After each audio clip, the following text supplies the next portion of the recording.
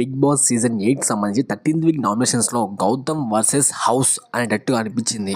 House మొత్తం ముక్క ముడిగా అయితే ఒక్కసారిగా నామినేట్ చేసేసారు భయ్య ఆ గౌతమ్ ని. అస్సలు పాయింట్లు పట్టుకున్నా చూడు, సిల్లీ పాయింట్స్ పట్టుకొని మరి నా గౌతమ్ నామినేట్ చేస్తానంటే అస్సలు ఈ నామినేషన్ చూసాక నాకు అనిపించింది అసలు ఎందిరా బాయ్ నామినేషన్స్ అనిపించింది. సో కానీ గౌతమ్ కూడా క్లారిటీ ఇస్తున్నాడు చూడు, ఒక్కొక్కరికి పాయింట్ టు పాయింట్ అస్సలు మాట్లాడనివ్వట్లేదు. అసలు నబీల్ వర్సెస్ గౌతమ్ నామినేషన్, అలాగే పృథ్వీ నామినేషన్ కూడా ఉన్నాయి. కానీ ఇక్కడ ప్రేరణ ఎపిసోడ్ మాత్రం ఫుల్ హైప్ లో ఉంది. అది ఎలాగంటే గౌతమ్ ప్రేరణ నామినేషన్ లో దాదాపుగా బేబీ అనే మాట మీద చాలా వరకు అయితే కాన్వర్సేషన్ జరిగింది. ఆయన ఏ ఇంటెన్షన్ తో అన్నాడని చెప్పేసి క్లారిటీ ఇవ్వాలని చెప్పి అంటుంటే, నువ్వు నన్ను అక్కడ ఉండు ఇక్కడ ఉండు అంటే మాత్రాన నేను బేబీ అన్న తప్పేముంది, అదే విధంగా నన్ను బాబు అంటున్నావు, బేబీ అంటే ఏముంది చెప్పు అని అంటాడు. సో గౌతమ్ మైండ్లో అయితే అలాంటి ఉద్దేశం అయితే లేదు. సో తను సాధారణంగా ఆమె బాబు అన్నప్పుడు ఈయన బేబీ అన్నాడు అంతే తప్ప ఇంకో ఉద్దేశం అయితే లేదని చెప్పి ఇంటెన్షన్ఫుల్ గా అర్థమవుతుంది. సో అదే విధంగా ఒక్కొక్కరి ముసుగులలో బయట పెడుతున్న గౌతమ్. సో నామినేషన్ టైం వచ్చిందంటే మాత్రం అన్న ఎర్ర కండువ కట్టుకుంటాడు,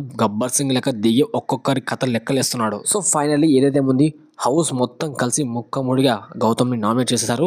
ఇప్పుడు అత్యధిక నామినేషన్స్లో పడ్డ వ్యక్తి గౌతమ్. ఎంత నామినేషన్ చేసినా ఈ వీకేనండి, ఇంకా నెక్స్ట్ వీక్ నుంచి అన్ని టాస్కులు ఉంటాయి. ఫిజికల్ టాస్క్లు అంట, ఫన్నీ టాస్క్లు అంట, చాలా వరకు అయితే మైండ్ గేమ్స్ అంటూ ఉంటాయి.